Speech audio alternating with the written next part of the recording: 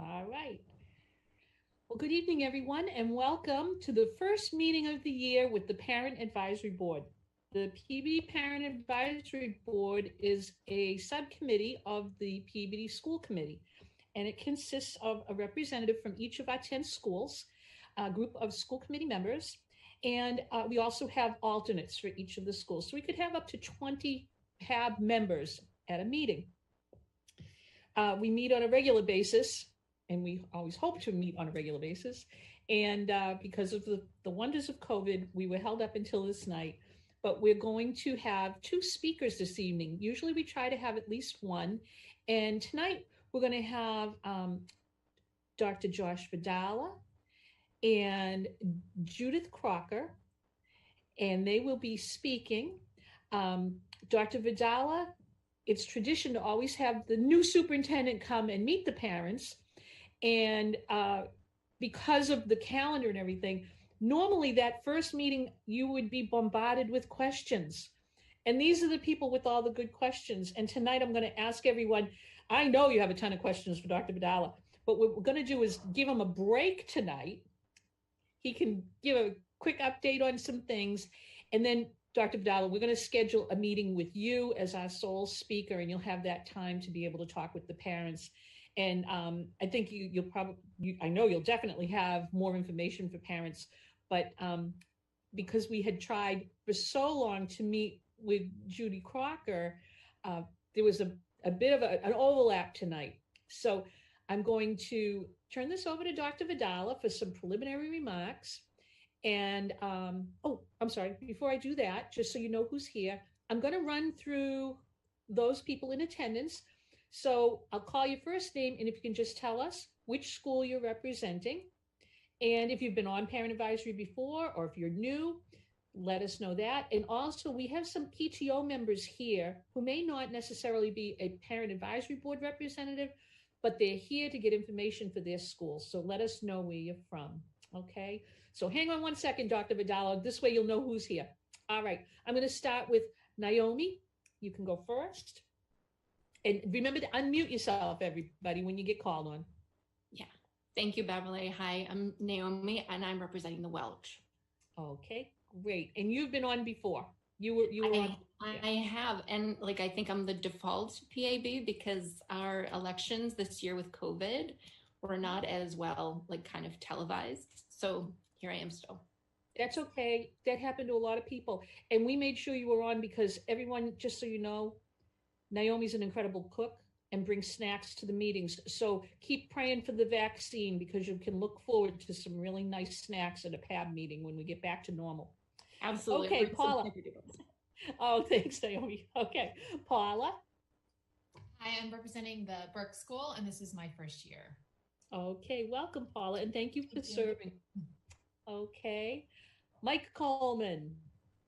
Hi, I'm Mike Coleman. I'm representing the Center School, and this is my second or third year doing. I think it's the third, Mike. Yeah, I think it could. Third. Yeah, yep. You've been with us for a while, and thank you. Thanks for coming back. Absolutely. Not giving up on us. Okay, Amanda. Hi, I'm Amanda, and I'm representing the Higgins. This is my first PAB experience, but not my first PTO experience. That's true. That's true. You've done wonderful work over at Higgins. I get to see some of that. Yeah. All right. Shannon.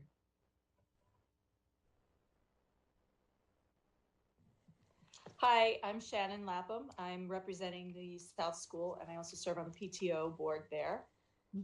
This would be my second meeting at PA. I was at the first meeting last year, I guess in November, end of October, beginning of November at last year's meeting. So excited to keep this going. Oh, I'm glad you're here, Shannon. Thank you. Thank you. Katie. Hi, I'm Katie, and I represent the West. I have one kid at the West and one kid at the Higgins, and this is my fourth year on PAB. Yes, and we appreciate it, Katie. Thank you so much. Pam. Hi, I'm Pamela Duke, representing the South School with Shannon.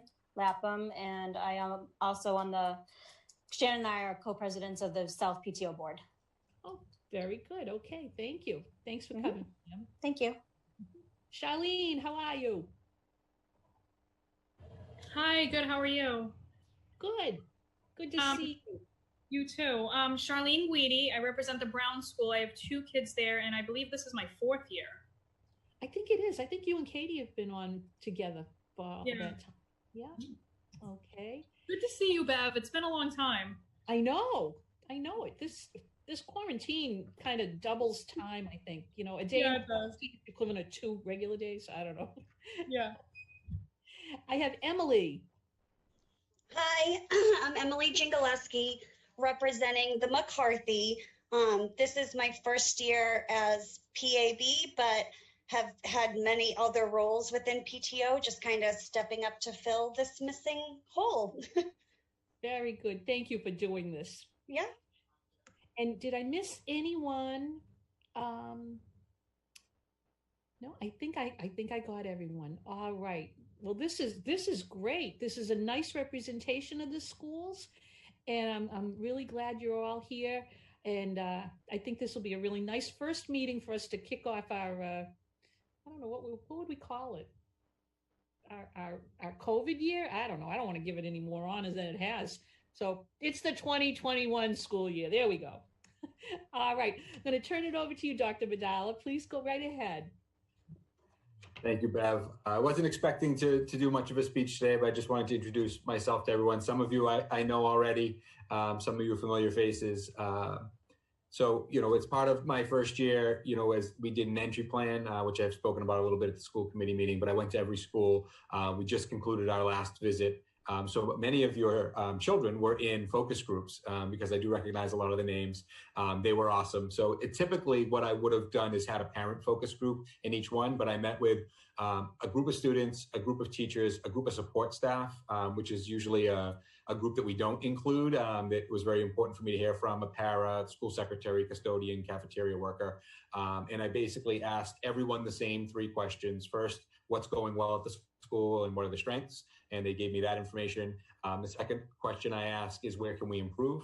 And then the third thing is, how can central office support you? And so Dr. Lord and I went to every school, and then we started compiling the trends, and I was able to send some of the trend data to each of the schools based on what they had. And now we're going to do a big one based on all of the responses that we got. And what we're trying to do is really identify the strengths in the district that people experience and be able to share those celebrations and keep that, and then use what people need, or where they identify the areas for improvement and the need for support from central office, or the desire for support from central office, and use that information to identify those trends and incorporate that into our strategic plan and into our budget meetings and things like that. So we met with over 300 people. So as these trends emerge, we're able to share really, good information about, what people want and where we can improve in our budget meetings, as opposed to, I heard from a couple people here or there that this is something that's really passionate to them. We have information from over 300 people, plus we met with all the administrators in all the buildings, and then we did classroom walkthroughs, which was great. So we got to see a lot of the teaching and learning in action, which in this current situation that we're in, it was really impressive to see how much learning is actually going on in our schools. And it's really refreshing. So for our elementary kids, we had the STAR reading and math data that we tested for our baseline tests. We saw a little bit of regression, but we're really excited to see what the January tests are going to bring. And we'll see that, how much teaching and learning has really gone on in these 60 days of school. So we're really excited about that. And what I'd love to do is work with each individual school to conduct a parent focus group, whether we do it virtually. Typically we'd have parents come in the school during the time that I visited, so we could have a little FaceTime. But I'd be interested in maybe reaching out and maybe Bev can help connect us all. But having a parent focus group, it'd be like 20 minutes. We could do some of them on the same night, back to back, or identify a time that would work. But I'd love to ask those same 3 questions to parents in each one of the schools, and then incorporate that into the data that I report out to the school committee. And then hopefully that information will drive our budget meetings, as we know it's going to be another tight budget year. But we'll have some opportunities to infuse some new things into the district, and we really want to make sure that we're utilizing the information that we get from all the people. And then more importantly than that, part of me going out and going to all the schools was really about building relationships and listening to people and really hearing about what's going on. So it's been really good so far. I know that this has been a little bit of a crazy year for everyone. But, you know, I for those of you who don't know me or my background, I've been in education for over 20 years. You know, previously my most recent job was in Revere. I was the assistant superintendent at Revere. I oversaw special education and student support services. So I was there in that role for 4 years before coming here. Lived in Peabody for 10 years. I have 2 girls at the South Elementary School and 1 girl in middle school. So I lived the pandemic as a parent. And so now, you know, coming in, you know, definitely really want to listen and hear from the parents and what your experiences are so that we can incorporate that into what's going on. So Bev, I don't want to take up too much of Judy's time. You know, we can certainly schedule another time, or not sure how you want to structure the rest of the meeting, but it's very nice to meet everyone. And I appreciate all the work that you've been doing with your kids and the patience and support that you've had. I know that the hybrid model is not 100% ideal, but you know, I am really impressed with our teachers and with our kids and of course our families for being able to have this consistent model since September 16th. I think we're the only district of our size that has not had any time that they've been fully remote. So I'm really happy with the fact that we've been in this long, looking at creative ways where we can increase the amount of time kids are in school. But of course, we want to make sure we do that safely. Dr. Vidal, you did a great job. That's exactly what you're supposed to do at our first meeting. Honestly, Thank you. You really did. And as I said, normally our first meeting would be only with you and the parents could fill you in on different things at the schools. What the Parent Advisory Board really is a communication lifeline for the school committee and the schools. And the way that it works is the parents, as representatives of their school, come to the school committee subcommittee with any concerns or ideas or, you know, topics that they would like us to look into. The school committee either, you know, finds the answer and gets that back to the parent members, or we bring in a person to speak, such as, you know, the superintendent or Judy Crocker. And then that information is brought back to the PTOs by the Parent Advisory Board member at each school. And generally it's set up, they will give a report at a PTO meeting, and that information can filter out to the other parents at that school.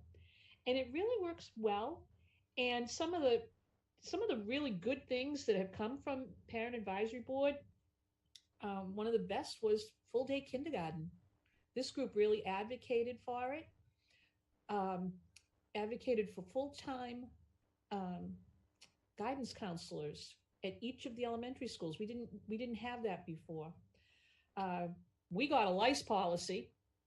That was a real big deal, honest to God.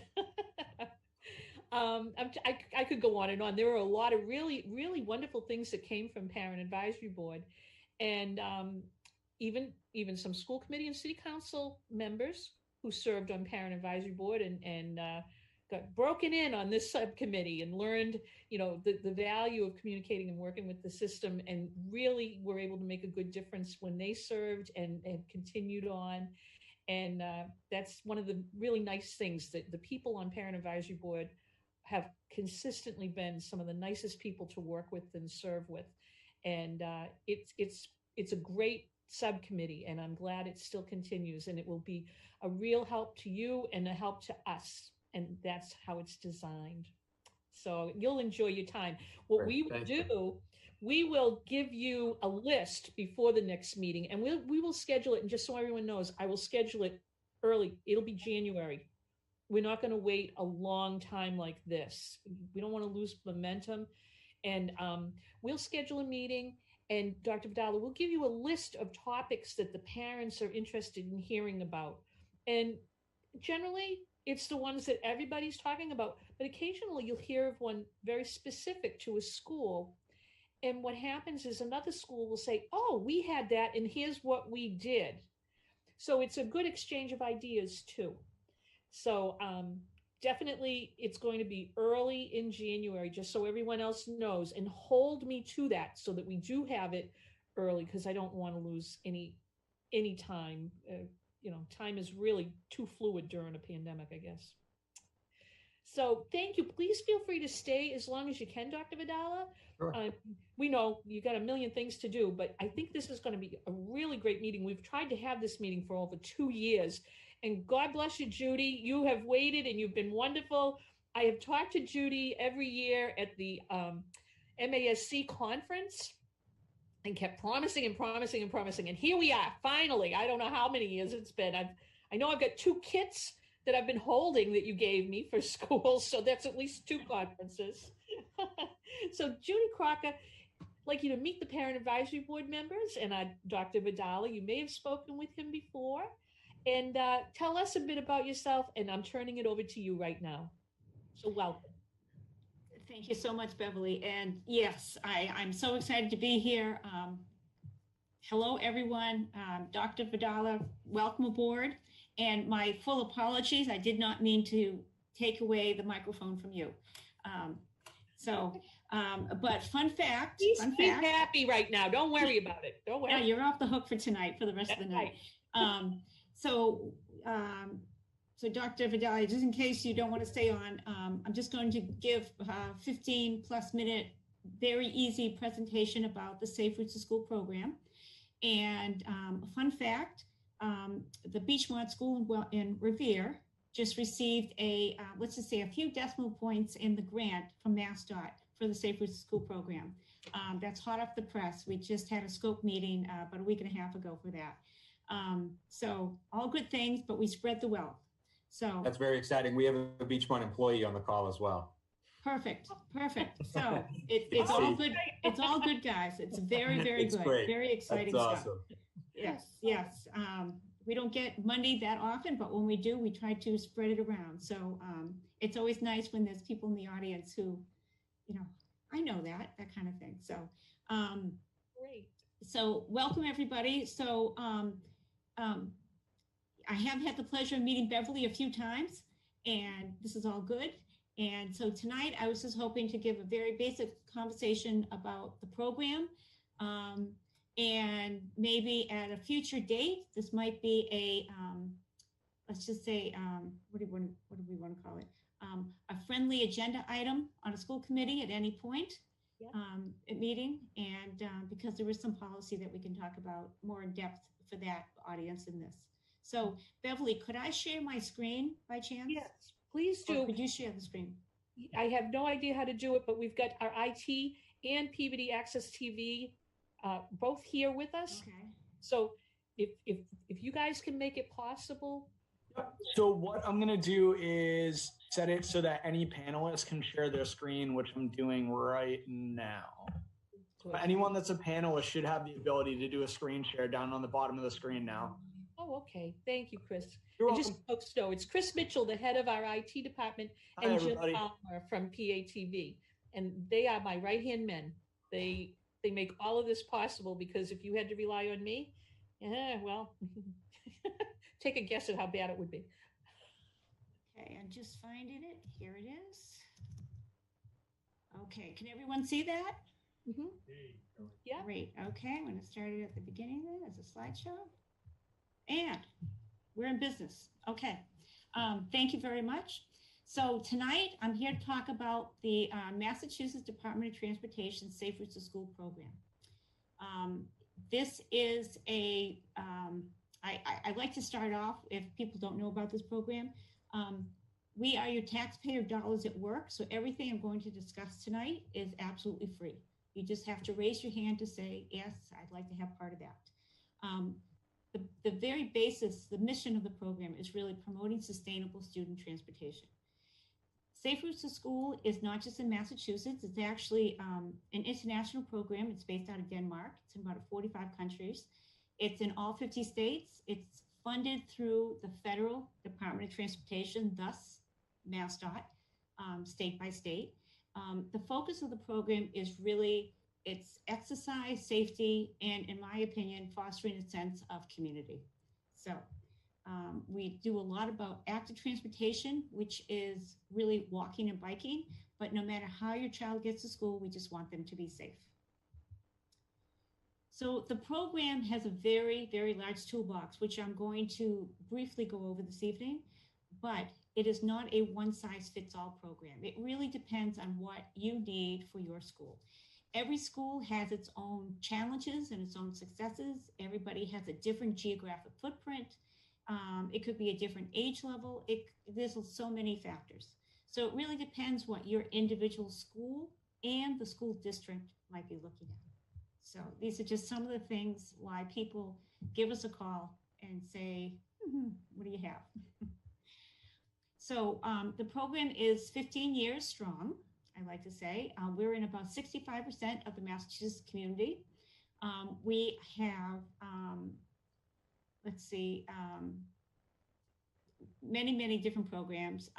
We have some of the things that they're talking about right now. We're in 83% of the environmental justice communities. We have many different alliance groups also. Alliance groups might be a school versus, say, a pedestrian bike committee, or the local Y, or Boys and Girls Club.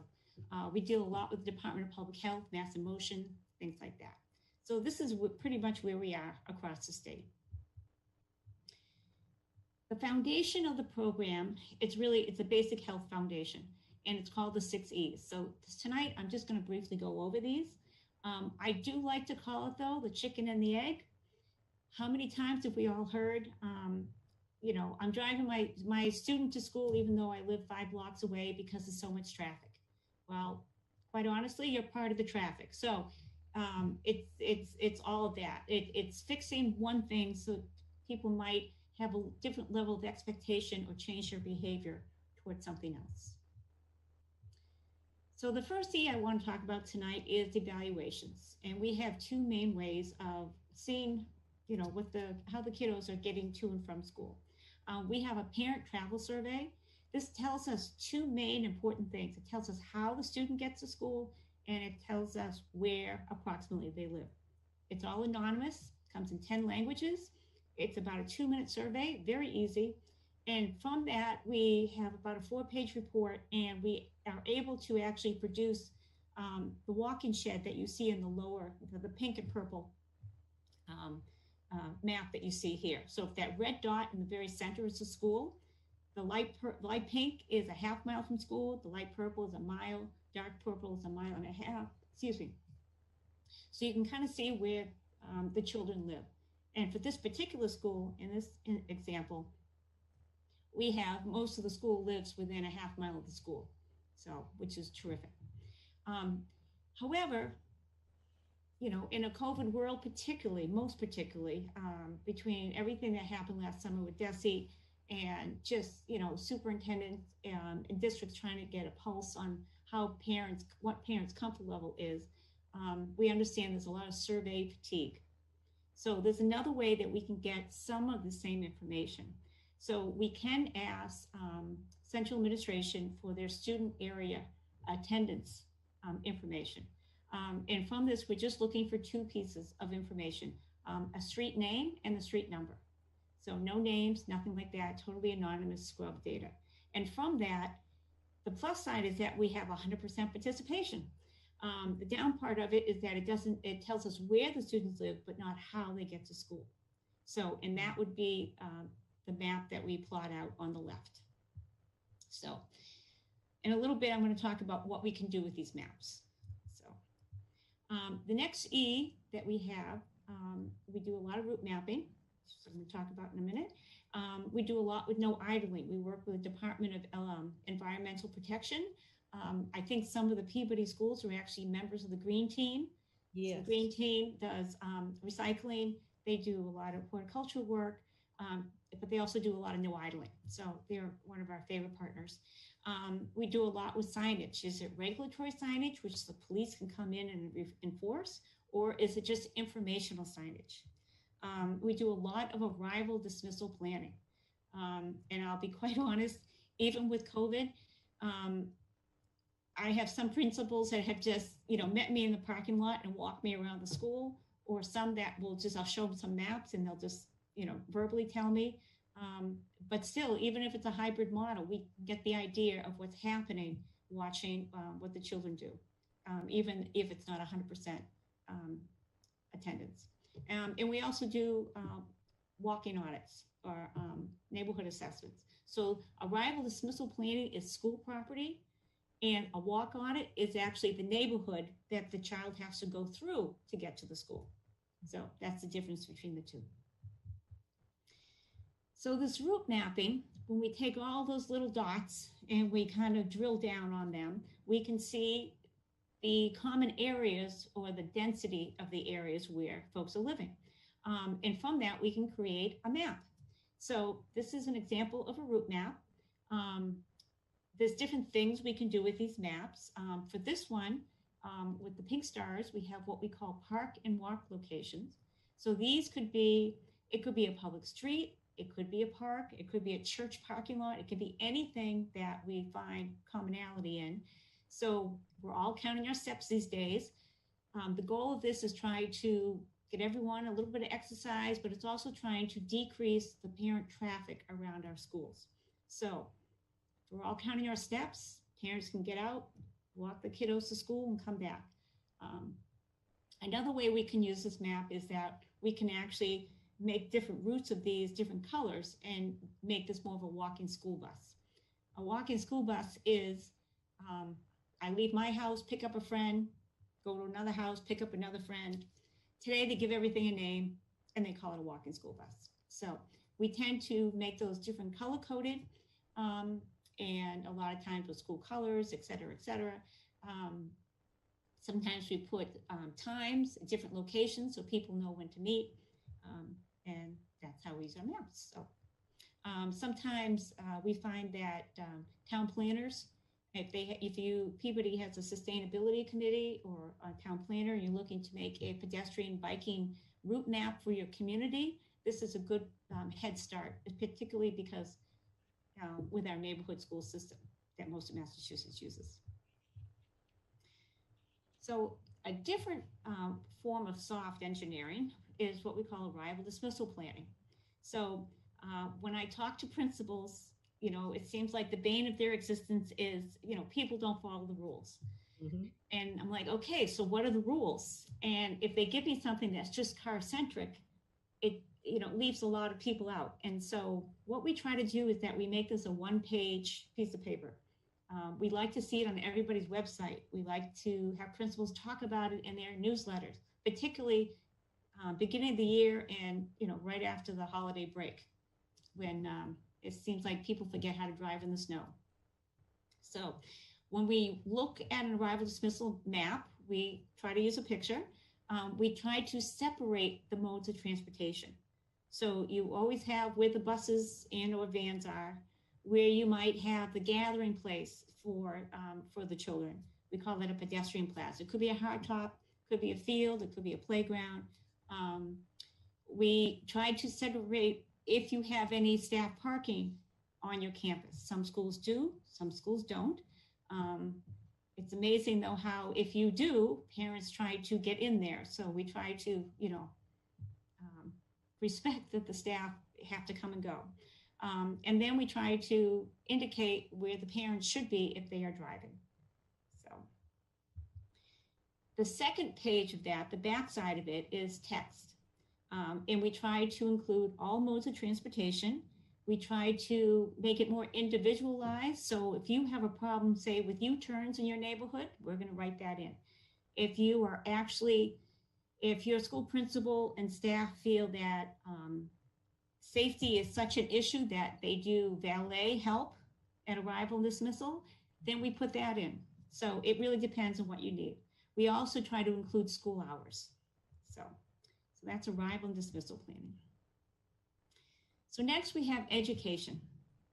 Education, we do a lot of pedestrian safety and bike safety. So pedestrian safety, it's skills-based, it's DESE approved curriculum. We do a lot of professional developments. So even if, in this current school year, if we are not allowed, because a lot of schools don't have non-staff at the schools right now, totally understandable. I've done a lot of training of PE teachers, health teachers, nurses, that type of thing. This is a 30-minute lesson.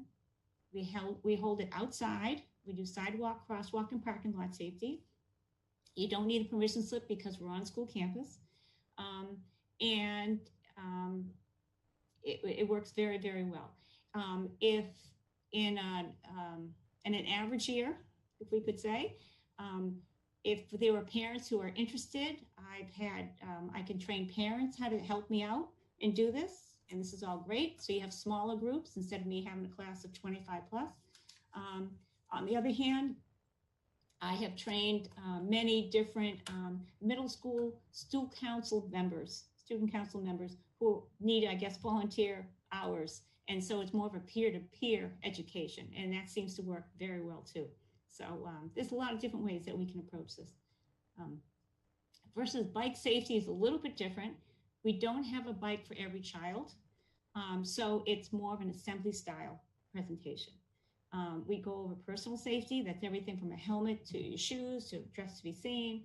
Bike safety, want your bike to be safe, your instrument, and rules of the road. Everything from, what's a sharrow to take out the earbuds and put down the phone. We do professional development on this. We have on the bottom right is one of the couple of videos that we have on our website. Anybody can use it. We have virtual lessons. One of our subcontractors is actually Mass Bike, if anyone's heard of them. And so if you want 15 minutes of helmet fitting, I can put the Brady Bunch screen in front of me and we go square to square. I mean, it really, we can do whatever you want to have done, or half an hour or 45 minutes. We have a lot of written materials. We do have some grade 6 curriculum items that, I'll be honest, with this year, they haven't gotten DESE approved yet, but they're in the queue. So anything we do is geared toward certain grades. However, we can elevate any program to any point, to any grade, really K through 8. So Safe Routes to School, I should say, is a public school and public charter school, K through 8 program. So unfortunately, we don't work with high schools. So just what it is. So give you an example with the Merrimack gas explosions. I can't believe it's been 2 years now. We were doing pedestrian safety for really K through 8 because in some neighborhoods, literally, you could not walk in a straight line to get home. And that's a community that has no public busing. So it impacted every child. So depends. But anyway, so that's what we do. Another thing that we try to stress are some parent education pieces. Parents are not in traffic, you are the traffic. I think Beverly's heard me say this before. So whether your school has a long queue and the police have to put out cones, like on the left photo, so that people don't park there, or on the bottom photo, which is my hometown. Luckily, we've corrected this to a bit, where it looks like helter-skelter. It looks like there's no rules at all. So on the bottom picture, on the crosswalk, where that car is not supposed to be, is the entrance to the school. You have illegally parked cars. So you have some municipal roadway issues going on. You have people blocking the whole road. Welcome to New England. We're based on country bumpkin roads, so they're not straight, they're curvy, they're tree lined, they're everything else. And that school bus you see is actually not going to the school. That's a middle school bus, not going to this elementary school, trying to make its route. So, and how many times have you heard people say, I don't want to take the bus because the bus is always late because it's caught in your traffic. So that's one of the things. We also try, not everyone is going to walk or bike to school or take the bus. Fully understand that. That's not realistic. So we just want you to do it safely. So the left-hand photo, you see there's the car drop-off line, but you have one car that's double parked on it, taking their child out on the street side. Not very safe. On the right-hand side, you have a dedicated drop-off lane where actually the buses have to pass these people, but yet they're still letting their children out on the street side of the car. So again, want them to be safe. So we do have a school zone driving flyer, a tip sheet, if you would. It's available in 10 languages. And we also have an arrival dismissal guide, again, in 10 languages. And everything I'm showing you, it's on our website. I can send you all the links, or I can just show you the link to the website. It's all right there. Encouragement is the next D, and encouragement is the fun one. This is where we celebrate how our boys and girls get to school. We have in the office what's called flagship events. So we have 3 a year. And we have in October, it's International Walk to School Day. The whole world celebrates it at once, so great fun. In February, we have Winter Walk, and in May, we have Massachusetts Walk to School Day. So we have a whole library of what I like to say no cost, low cost themes about how we can make this more fun for the kids. On the right, this is actually Crazy Sock Day at a particular school. So you can't get more simpler than that. Again, I've mentioned the walking school buses in the park to walk situations. And also one thing that we like to do is, if you want to have a safe routes program, ideally you want it to live someplace. So it's not just 1 or 2 people going out and have some fun. So usually it can be a PTO subcommittee. It can be, in some communities, it's the police who run it. In some communities, it's the principals. It really depends on what works best for your schools. So this year, for our International Walk to School Day in October, things were a little different. So we actually created at-home as well as at-school activities. Again, a lot of educators are talking about how they're just trying to get the kids to move because everyone is so screen-centric. So we made an active transportation bingo card. And again, you can print it right off your computer. And for the smaller ones, we made, decorate your own sneaker. So things they can do at home, things they can do walking around the block, walking around their yard, things like that. So all good. We also have an annual lawn sign contest. This is, I want to say it's February through March. And it's open to, again, all K through 8. And we usually pick 4 or 5 winners every year, and we physically make lawn signs. So I actually go around passing out lawn signs. The theme last year was the hands-free law, because that started in February, put the phone down. We've had no idling.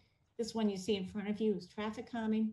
So the theme for this year is, I know they have it down to 2, but I don't know the winner yet, so I won't say anything. Engagement, the next E. Engagement before 2020 was called enforcement. So now we're making the title a little softer and calling it engagement. The police and school resource officers, crossing guards, we do a lot of work with them. So on what you see on the right here is an assembly in a town not too far from you. This is Groveland. And they had, the principal called me in because there was a situation at a certain intersection. And, it's not my backyard. So I called the local police, and they were more than happy to come and talk for 10 minutes about what they see kids in their own neighborhoods and their own community doing. So this is how we complement each other and get it all done. We also have crossing guard training information in English and Spanish. And again, everything's online. So equity is, if you had an umbrella, it's the overarching E for all of the E's. And this is where some of it becomes a little bit more for school committee, Beverly. We have 2 policies that we have worked with MASC and MASS to craft. We have wellness amendments, again, for active transportation, and also school transportation mitigation, which might be applicable for the New World School. Actually. I know my brain is going about getting you on the whole school. Yes. Because it's something we've actually talked to the MSBA about, and they have said it's about time someone does this. So we're in that process. But another thing for equity that affects everybody is that we try to offer things in multiple languages. Even our webinars and things like that are all on our website, because we do a lot of adult education also, multi-language, closed captioned. We try to include students of all abilities. And we also, you know, if your school is not walkable, because in reality, not every school is, we can work with that too. So the graphic I have here is, you know, it's one thing if one or two of your schools, it's say the elementary schools participated, but that's not equitable for all the elementary schools, middle school and high school. So, you know, it's we want everyone to have a piece of the pie. This is a document that came out in August, early August. We were waiting for the DESE transportation guidelines to come out in late July. So this came out a few days later. So this is what we've suggested to school administrators and people running task force, might be a PTA point person, whomever, over this year. Again, if you could form a task force, we've done a lot of arrival dismissal and walk audit guidance this year, a lot of mapping, you know, things that even though the students aren't in their seats necessarily or in totality, that we can help with. A lot of education tools, and just trying to get resources out about encouraging walking and biking. So a lot of principals are, you know, I like the fact that with only a third of the kids in the building, the traffic, arrival dismissal is more palpable. It just feels better. But, and they dread everyone coming back at once. So if we can make small baby step changes before everybody comes back, then we're all starting fresh. And I think we're all ready to start fresh. So at the end of the day, this is what we do. We celebrate how all our kids get to and from school because they really are our student commuters. And this is just another example of how simple as this, everyone comes in and they get to glue a cotton ball to the snowman, you know. I've seen some snowman as tall as me, you know, the art teachers love to give away that butcher block paper. So, you know, you just make it fun. It's very easy to do. So just a few notes about Peabody. So you have 7 partnered schools. The exceptions are the McCarthy and the South. So maybe, who is it? Shannon and Pam and Emily. I hope you're listening. If your school doesn't want it, your school doesn't want it, that's fine. But the benefit of having, being partnered with us, and basically if you're partnered with the MassDOT program, you sign a piece of paper saying you're willing to work with us. You're not giving away your firstborn. It's just really contact information that you're sharing, and that's all.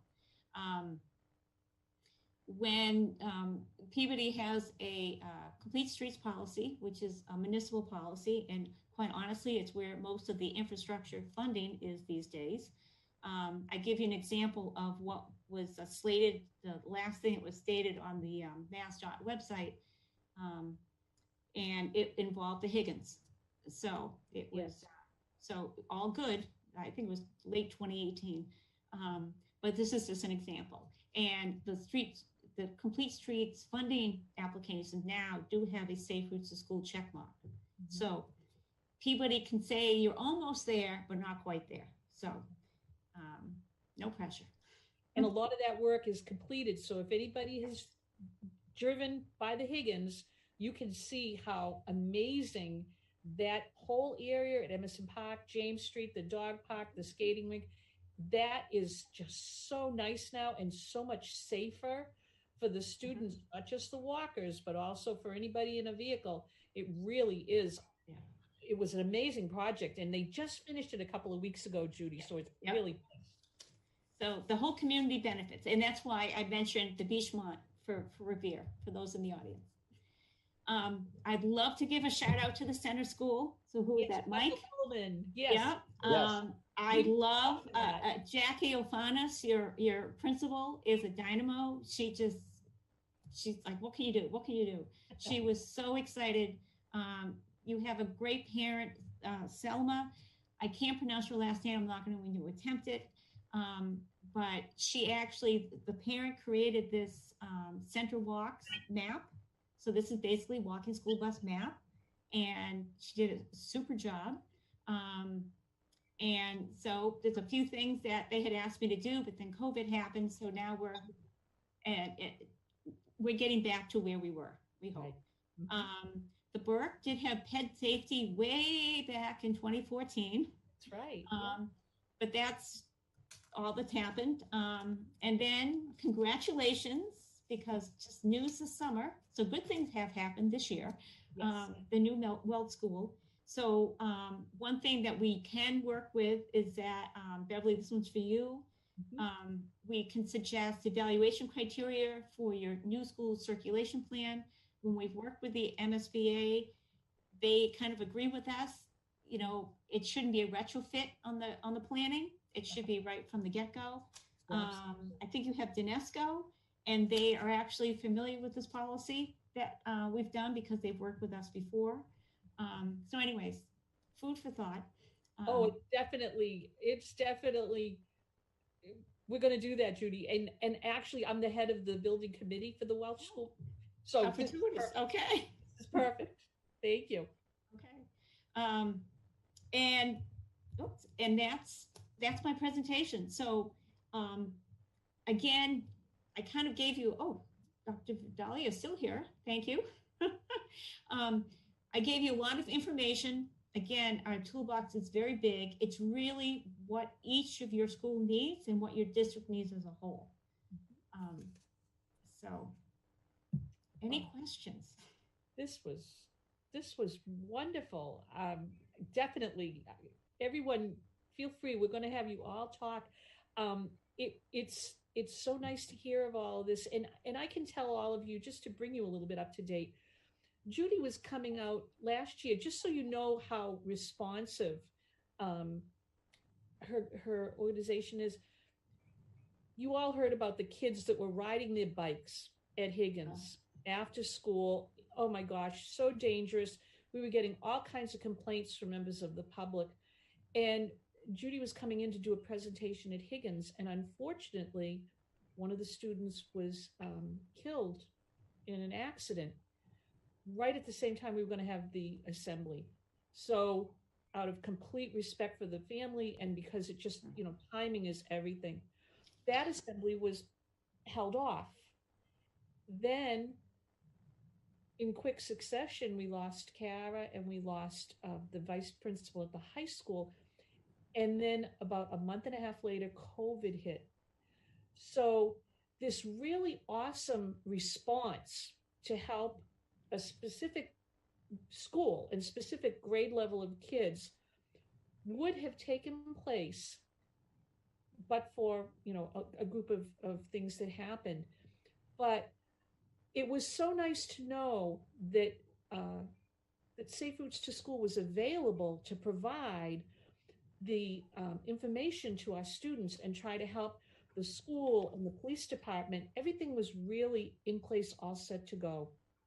And that's just one example of how helpful this program really can be to all of our schools and how tailored it is to each individual school, because as Judy said, each school has its own concerns, its own issues, its own great things, its own problem areas, and they really work with the school to come up with a solution. There's no one size fits all, but the materials are excellent, and the expertise is really what's wonderful about this program. I don't know if all of you parents know this. Some of the new people may not realize this. We have a policy here in Peabody that there is a safety committee at every single school. And that safety committee is made up of the principal, parents, staff, and a member of the police department. And generally, when there's an issue in the parking lot or on the route to school, whatever it is, it should go to that safety committee. And the police officer may not meet directly at the very beginning, but they come in. and they can help figure out, a solution to the problem. And before any plan can be put in place, it needs to be worked out and approved by the police.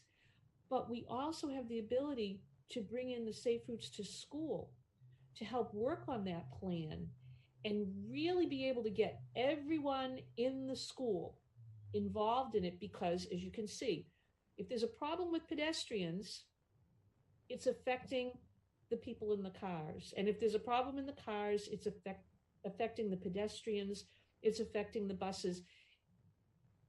No group is separate. They're all interrelated. And that's one of the important things to remember, that if we work on one piece of the attendance or dismissal of the school, it involves everyone. It really does. So it's really good to know so many of the schools have used the services, but it would be wonderful to have everyone benefit from this, because I'm taking notes. We're ordering all the, Dr. Vidal, we have to order all these materials to give to the parents and get everyone on board. It's a really great organization and excellent programs. Judy, you've got a fun job. I have a question. Do we know why McCarthy didn't want to participate in this?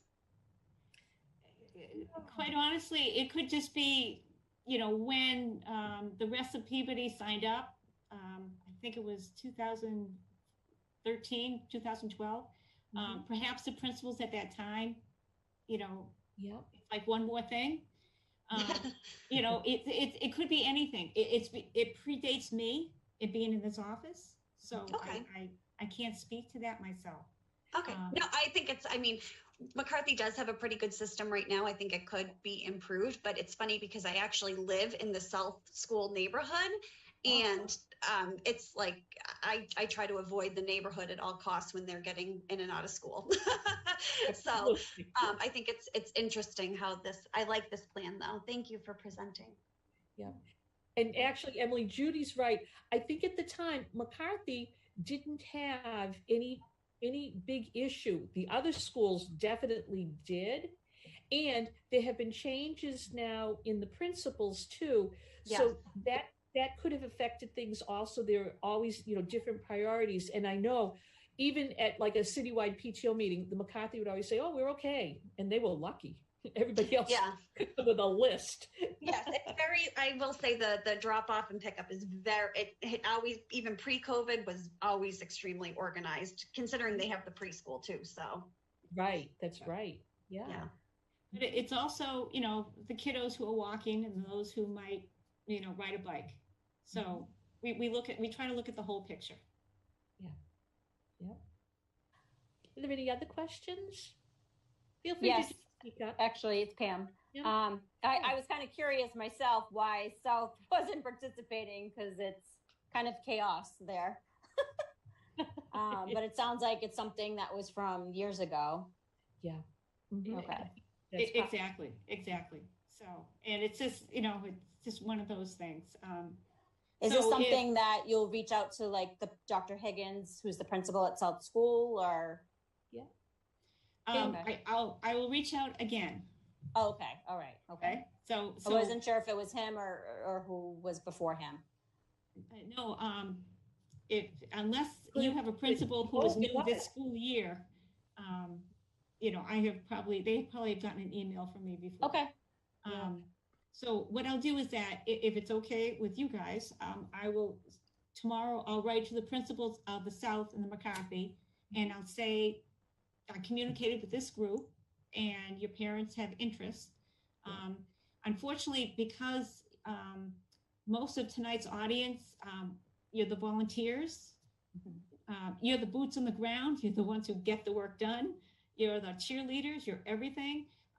But unfortunately for my program, I just need a staff person to sign from a school. So, that's just my rules of my office. Well, we have a PTO meeting tomorrow, and I'll definitely bring this up. I was just going to say, this is now you're going to see Parent Advisory Board in action, because what you all can do is bring it back to your PTO and talk about this wonderful program. And of course, your principal is usually meeting with the PTO in all cases. And you can encourage them and say, you know, I think this would be a really beneficial program to us. Talk about what you saw tonight. And then you say to the principal, if they say, well, how do we get this? You say, well, you contact Judy Crocker at Department of Transportation. We'll give you Judy's contact information, or Judy can contact them. And you could say to the principal, Judy Crocker is going to reach out to you. And they will also hear about this from the other principals, because when Dr. Vidal has, of course, he has, I'm sure, daily contact with the principals, but they have a weekly staff meeting. And he would probably bring it up to the principals to say, you know, do you folks need some more involvement, or how are things going? What can we do? And now he has seen this presentation and he'll be aware of it as well. Yeah. So for example, there are many communities. I just did Medford, not too far away. So for an hour and a half, I trained their 15 gym teachers, K through 8, on pedestrian and bike safety. So now they've adopted the curriculum and they can do it themselves. So, you know, again, it's like civics. We're just trying to bring back some life skills. Yeah. So it's and make it a little bit of fun at the same time. So can I just ask you about like the city involvement? So they would do the snow removal of all the sidewalks and ensure that would be ready for the kids. And then, I don't know, like I'm just thinking about my own intimate neighborhood where the streets are very narrow. A lot of the times the cars are almost parked on the sidewalk, or if it's on garbage day, like the garbage cans are blocking. Lots of busyness. And then I'm just wondering, my child is kind of, well, he has ADHD and some other things. So how are you dealing with the impulsivity of children? Well, quite honestly, it's up to the parent to decide when the appropriateness is for a child to walk or bike to school by themselves. Some schools have rules about that. Some schools don't. More often we'll see schools that, you know, say you have to be in the 3rd grade or older to ride a bike. Yeah. Again, it's that gross motor skill, depth perception, you know, good choices, that type of thing. So, you know, at the end of the day, you know your child best. We're not here to dictate anything whatsoever. We're just trying to educate so that everyone understands, you know, there's no crosswalk in a parking lot. So how do you cross through a parking lot? You know, do the cars look out for me? Do I look out for the cars? How do you use a crosswalk? One of the first things I teach about crosswalks is I have the kids look at it. I said, what's it made out of? They'll eventually come up with paint. And I say, yes, it's paint like you have in art class. And then I have them all stand back and like, okay, really look at it, really look at it. Does anybody see a magic force field going around this? And they'll actually take a second and they're studying it. I said, guys, this is not Harry Potter. You know, it's that type of thing, So, you know, down to, we explain in fun terms what it's like to dress to be seen versus to wear dark colors. There's a reason that, you know, stop signs are red and they're not purple. And, you know, we do all these different things. Is it easy or hard to stop on a dime if you're running? We call it a side walk, not a side run, or a side skip, or a side cartwheel, you know. It's the same with the crosswalk. You know, you play red light, green light just for like 3 red light parts, and they get it. So you just try to make it fun, but you also just try to understand that, have the student understand that, you know, we all have our limitations and we're all smart kids, but in Peabody, we want to be a little bit smarter. So just trying to, again, that's why we call it a life lesson. Yeah. So I don't know if I was rambling there, but. No, I just didn't know if, you know what I mean? Like, we are probably what you would call within that walking distance. Okay. But I just wanted, you know, like, is there an expectation that we should really be doing this, No, or I mean, still? we're all trying to raise independent, resilient kids. Education these days, it's academic as much as social emotional. It's the whole child. And it sounds cliche, but it's really not, because, I've seen the education, pendulum swing both ways. So it's trying to instill that confidence in a child that they can walk to the library, and that little sense of independence, once they earn it, is earned. So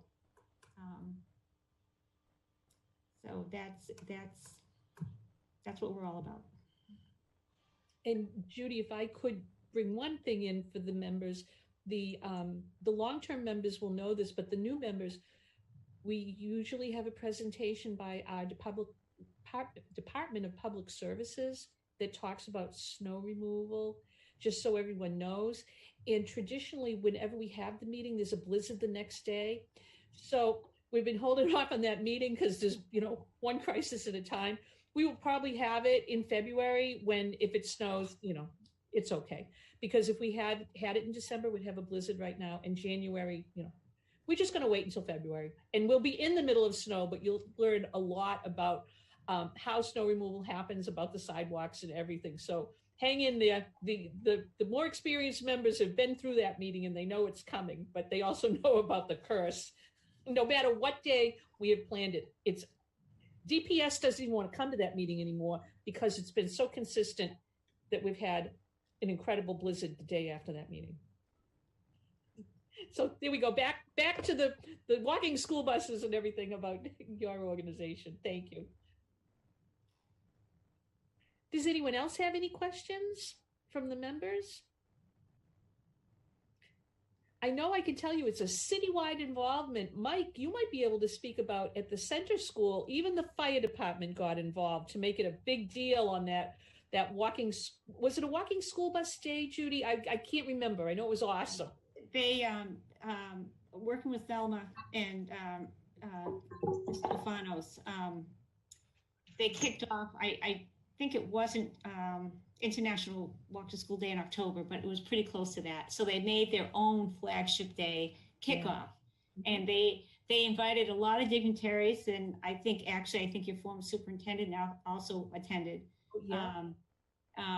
But they were trying to, again, to celebrate and make this fun and make it a big deal. Mm-hmm. And it went very, very well. But then things happened. I think that was early November, and then November is when you lost your superintendent. Yeah. And Mike, did you bring a fire engine there for as a welcome when the kids got to school? There was something really cool. We did. Yeah. So I was on shift that day, but I talked the guys into coming down, and we had the fire truck there from that local area. Yeah. There was a few police officers there, and the former superintendent and everything. We had like a balloon arch to make it fun. Mm-hmm. It was a walking school bus. They did, like Judy had said, a few parents had driven to a predetermined location and then walked to school from there. Yep. Just in the local neighborhood. And from what I could tell, all the kids loved it. They loved the fanfare coming in.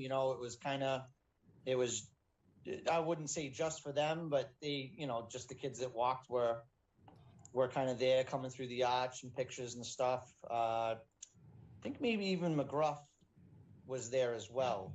I think he was, yes. Yeah. But it was a great experience, and I definitely think had circumstances been different, we definitely would have done it again and probably had more involvement, just because it was such a good experience. Right. Yeah. It really was like the first big visual of the Safe Routes to School program at the center. And I know there were more things planned that were going to come. And it was a great beginning to get everyone involved. So we're just going to pick up the pieces and keep going. Absolutely. Yes. Yes. I'd like to ask another question of all the parents. If for those of you who, this program in one way, shape, or form has been at your school, did you know that? Were you aware of it? And were you aware of all of the things that Safe Routes to School could provide to our schools? I'm sorry, that's my phone ringing off the hook in the background. But, for me, this was a real eye-opener, Judy, because for one thing, I didn't realize, 7 out of the 10, well, we'll say 9 schools, because by the high school, they should know how to get to school safely. But I'm really happy to know that 7 schools have been involved. I didn't realize that. However, I have to say they've been rather inactive for quite a while. So even though they've signed on to be a partner, and at the beginning, again, predating me, probably predating everybody in this discussion, it's, so maybe we could just work together to jumpstart the program. I think that would be great. Parents, do you feel that way? Is this something you'd like to bring to your PTO and encourage continued and increased involvement with the Safe Routes to School program? Can you see a benefit to this for your school? Feel free to speak right out. Go ahead. I think now, especially where we're looking for more ways to engage as a community. I know it's kind of tough for me to speak because I don't bring my kid to school, and we're out of district. We're not a neighborhood. We live closer to school, so our child carpools with another student. But I think, especially now, our PTO is looking ways to kind of build a community, because in the past there's been so many other activities, and so many of the students do walk at the West. It's a huge pedestrian school. Yeah, the West is a very pedestrian school. Right. Yeah. And anything to throw, or any reason for fanfare, I think they would actually be really interested in doing something like this. So good. That's good. It's good to hear that. How about any of the other schools? Were you aware that it was that there had been something at your school through this program, or do you think that this could get people excited and encouraged again, and we could do something really, throughout the whole city and really highlight this to get a lot more people aware of the safety. I know, we're always worried about the traffic at the school, and generally, if you're here, you're involved in a lot of things. So your kids, and I know many parent advisory board members have also been involved with the traffic at their school. My claim to fame was the cone lady. I put out the traffic cones at the Welch School for 9 years. I thought I saw everything, and I would still see amazing feats of terror with traffic at the school. And I know that happens at every school, and it's generally, you'll have a great plan, you'll have things in place, everybody follows the rules, and then one person doesn't follow the rules. And for those elementary school parents that are on here, I can tell you that the person that really ticks you off at the elementary parking lot, you'll see them again at Higgins, just to let you know. By the high school, all bets are off. But, unless your kids are on the bus, a lot of things continue. And most of it is very scary. We're very lucky, actually, with some of the things that happen. And this program is designed to prevent crazy occurrences. So, yep. Oh, Melissa, hi. Hey, Melissa. we're from the Brown School, and my daughter just heard the whole thing with the firefighters. She's like, "Oh, that'd be great to participate in something like that." She was just listening, and we're new this year. Like the whole we do a rolling drop off and pickup, which never happened before. So that's all new. And so I think that it would be great to bring this to our PTO board and having them be able to walk to school. I think that's great. This is all very new, our rolling drop off and pickup. So I've been listening, and I think these are great ideas. So thank you very much for sharing. Oh, good. I'm glad you made it too. It's good to see you. So if there's any PTO individual school that wants me to, I can use the same slide deck. I can shorten it. I can do whatever you want. To try to spread the news of what we can do. Feel free. So you want to share your email? Can you do that here, or can Beverly? Can you send us email? So maybe what I'll do is that Beverly, I can send you this whole slide deck if you want. Oh, that would be wonderful. Yeah, I can just send you that, and so everybody can through Beverly send it out to everyone. Yeah. I'll also in the email, Beverly, I'll put in the website for MassDOT Safe Routes to School program. Yeah. So if you want to do some exploring, you're welcome to. Again, everything I've mentioned is on that website. So because when Beverly, we talked about this, I think right before Kara had died. I think you wanted to get Judy in earlier, and you started talking about it, and you were kind of alluding to the maybe possibility of having designated adults that were going to be walking with the children. That was that walking school bus. Yeah. Yep.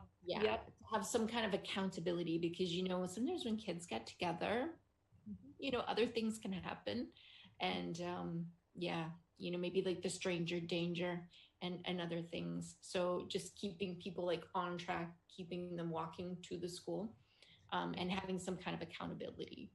So that was all part of that earlier discussion about how wonderful this program really is, because you don't have to reinvent the wheel.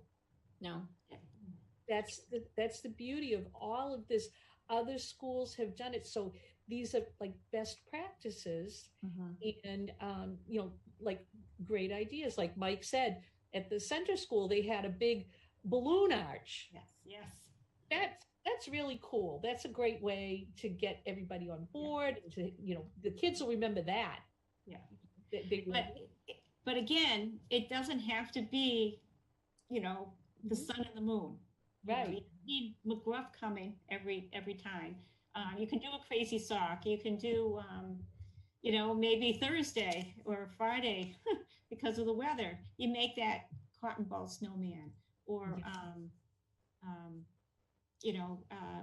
there's so many different ways that we have tried and tested, just to try to share the fun.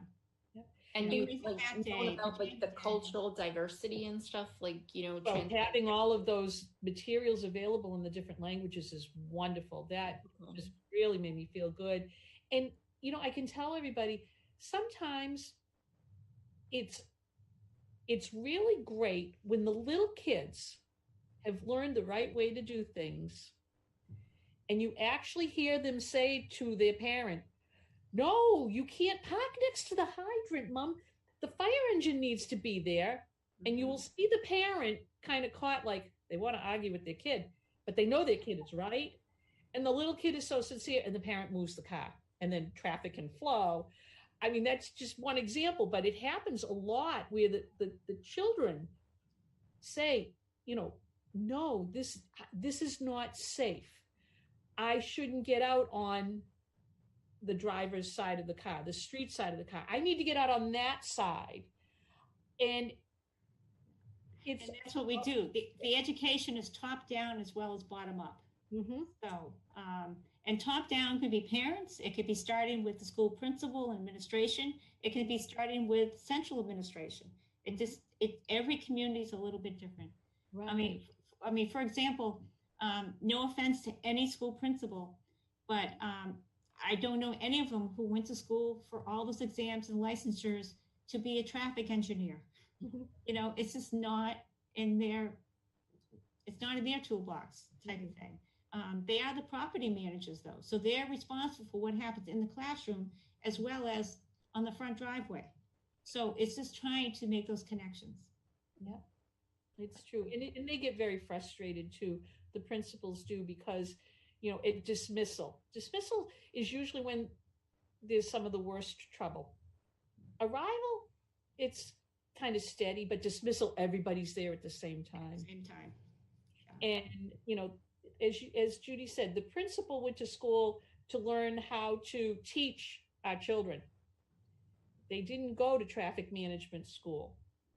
And that's one of the reasons why the police are so willing to work with us, because they do have expertise and they will come in and help, whether it's with enforcement or with planning. They can make you think of things that we may not, because we don't deal with traffic safety either. And so here in Peabody, having a school traffic safety committee at every school, we put that through to prevent some problems that had been happening, so that we had to work with all the people who have that expertise to help us. Because a lot of times we'll have a great idea and think something's going to work and may not realize legally you can't do that. Mm-hmm. Honestly, the 5 mile an hour speed limit on all school property in the parking lots and the driveways, that came about because of an incident at the Welch School. And I was standing there speaking with the school resource officer, and I said, basically, can you arrest that, mother? Because it was a very dangerous situation. And he said, no, Mrs. Dunn, we couldn't. And I said, why? And he said, because of the speed limit. And I said, what kind of speed limit would you like? He said, I wish we could have 5 miles an hour. I said, I will do that. And that's what I worked for. And it's one of the first things I got on school committee. And I was told, you can't have a speed limit of 5 miles an hour. We have a speed limit of 5 miles an hour on our school property because of an incident and because of police input, and to help them to be able to do traffic enforcement and safety. So they really do work with us and tell us, we need this. We need, a speed limit. We need no parking signs here. And they help us through the process so that we get it done right. And it's a good system, and it's been working well. So I encourage you to find out with your principal who is on their school safety committee, or traffic safety. I think it's traffic safety. I can't remember the exact title, and I'll find out for you. But if you know of someone who's got an interest in serving on that, let them know about it, because they don't have to meet all the time. But if they can meet to prevent problems, it's better than meeting afterwards, really. And then being able to work with Judy and her staff, it's just going to make things so much better. If you have an issue at your school, and every school has an issue with traffic, because our schools really weren't built to handle the traffic that they do. They really weren't. Every elementary school was built to be a walking school with few buses here and there, nothing like what it is today. Well, thank you so much for your time. Thank you, Judy, for speaking. It was nice meeting you, Dr. Vidala. Thanks, Beverly. I got to get my kids to bed. We have remote school in the morning. So thank you. Oh, okay. Thanks for coming, Naomi. Thank you. Have a great night. Bye. Bye-bye. How about the rest of you? Does anybody else have any specific questions or anything that you'd like? Do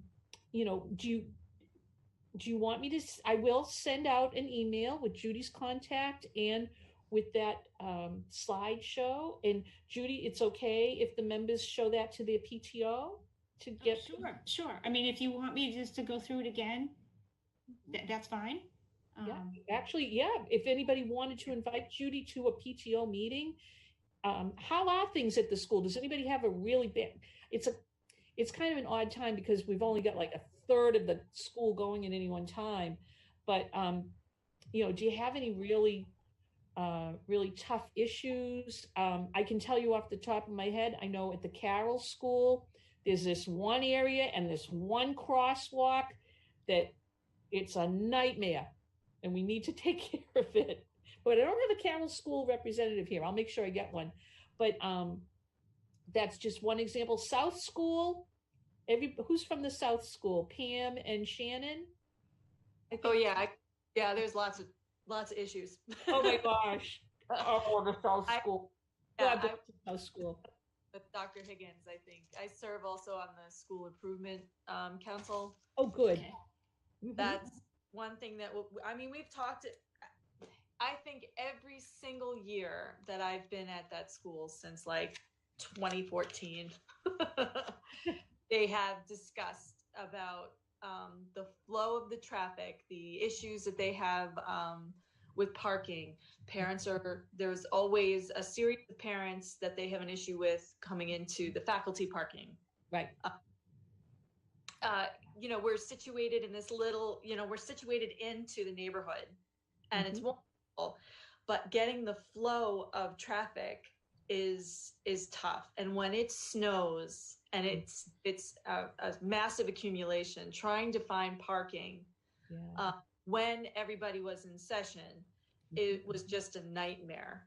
And at one point I drove a little Honda Civic, and I was just cursing the fact I didn't have this like massive big SUV, because they seemed to be the only ones who would plow onto the side of the these snowbanks. Just trying to get my kid. There were times just it was a nightmare. And we, of course, crossing the kids on the crosswalk and making sure that people stop and actually pay attention to the fact that there's a crossing guard with the stop sign. And we've had a couple of times when there have been some choice words spoken between. Yeah. I think it'd be an excellent. The hand signals are the same in every language, by the way. Oh yeah. Excellent. South certainly could benefit big time. Oh, it could. Okay. Well, that's what I do. And again, I'm free. And so, say I did an arrival dismissal observation, I would come back with a report, and, it's your report. If you want to do anything in the report, great. If you don't, that's okay too. There's no harm, no foul type of thing. We could just go from there. Okay. Sounds great. I think Dr. Higgins would really be relieved to know that there is some help available. Right? Really? Well, I'm so perplexed that nobody has done this before for South. Yeah. I'm here. I didn't even know about this.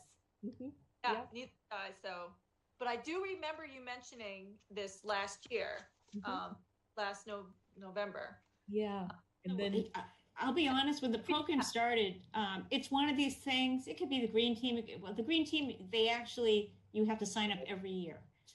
With the program, once you sign up, you're good.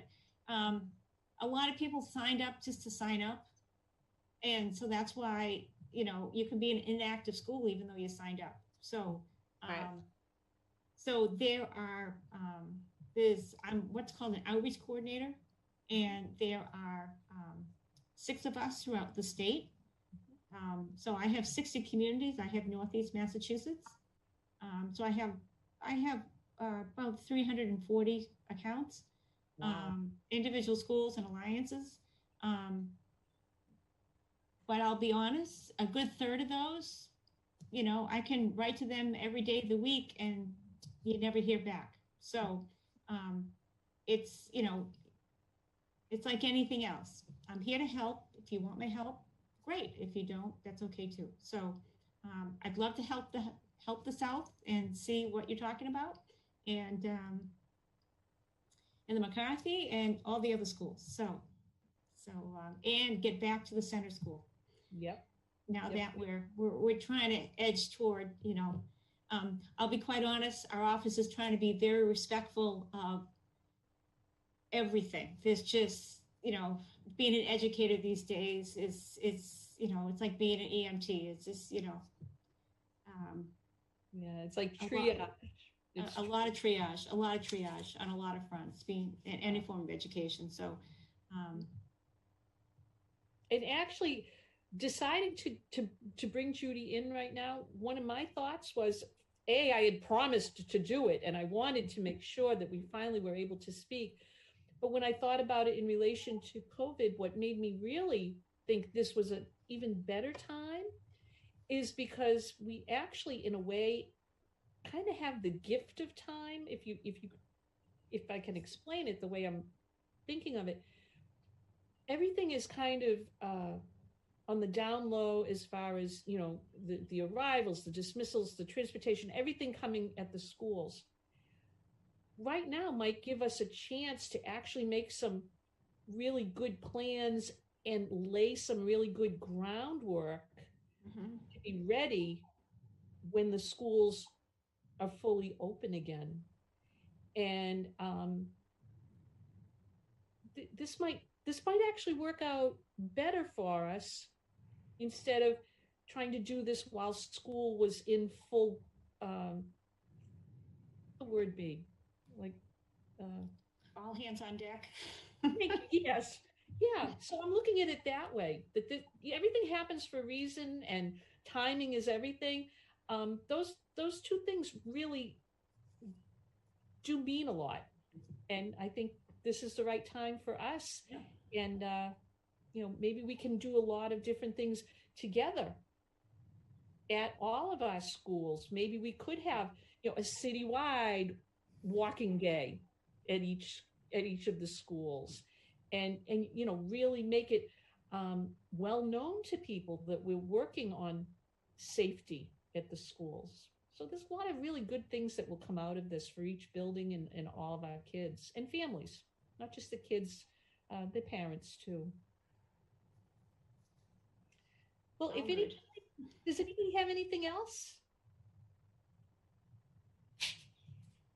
This is Paula from the Burke. I appreciate all of this. I'm probably going to have to sign off. I'm starting to get a lot of background noise in my house. So I had to mute. I understand. That's why I was looking at the clock saying, "Oh, you've all got to go." So yeah, no, I think I'll definitely bring this forward at the next meeting and share, because I think it's definitely beneficial. So I appreciate your time. Thank you. Oh, sure. Thanks, Paula. Thank you for coming. Well, if no one else has anything at the moment, I think we'll adjourn the meeting. We'll keep it going through the emails. I'll get that contact information to you. Whatever you need for your PTO meetings, definitely, let me or Judy know. I want to apologize in advance. I honestly am concerned that Mr. Olympio and Mr. Miko usually attend these meetings, and I'm afraid they may not have got the right email tonight. Some of you experienced that as well. That was a glitch over the weekend. So usually they're here, and I'll be catching them up on everything. And I'm going to ask you in the email if you can get back to me with some potential dates in January. If a Monday night works well for everybody, I always try to avoid PTO meetings because I know you have that dual responsibility. Normally people had, set meeting dates, and I think everything has kind of been flexible for a lot of people. So if you can just let me know by email, and we will definitely pick a date in January, probably early January, so that you can all sit down and talk with Dr. Vidal, because I know, there are a lot of different things you want to talk to him about, not just COVID related, but curriculum related, the remote versus hybrid and how that's going. And the good thing is you have his ear. So I'm sure you're all answering everything on those surveys, but now you'll be able to talk to him directly. So that will really be very good. So once people at school figure that out, they're going to give you a list of questions to ask, but that's part of your job. So it'll work out well. Okay. Well, if there's nothing else, I will say good night to everyone. Thank you, Judy. This was wonderful. Really was. Absolutely. Thank you, everyone, and happy holidays. Thank you. Thank you so much. Happy holidays. Thank you. Appreciate everything. Night. And it's Bye. nice to Good night. meet you all. It really is. You too. Bye. Okay. Bye-bye.